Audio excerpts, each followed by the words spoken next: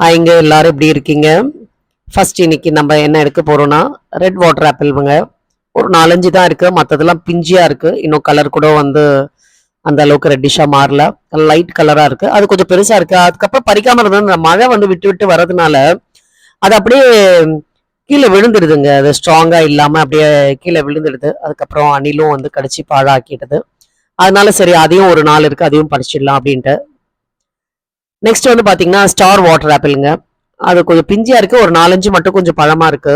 கொஞ்சம் எல்லோயிஷா வந்திருக்கு.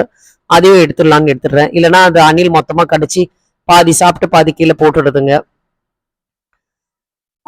அது இல்லாம நம்ம இன்னும் கொஞ்சம் அந்த ஒயிட் நாவல் சொல்லி சொல்றோம் இல்லைங்களா? அந்த ஒயிட் நாவல் நம்மளதுல ஒரு ஒரு 10 பழம் இருக்கு. ஆனா சின்னதுலயே வந்து வளர விட வேண்டாம் அப்படின்றாங்க.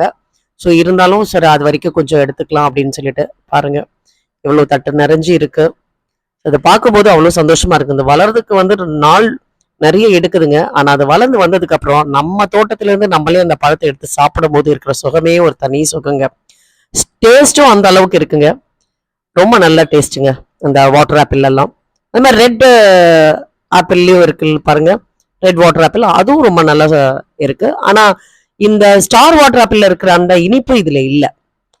ஸோ இது ஒரு டேஸ்ட், அது ஒரு டேஸ்ட்டுங்க. Thank you.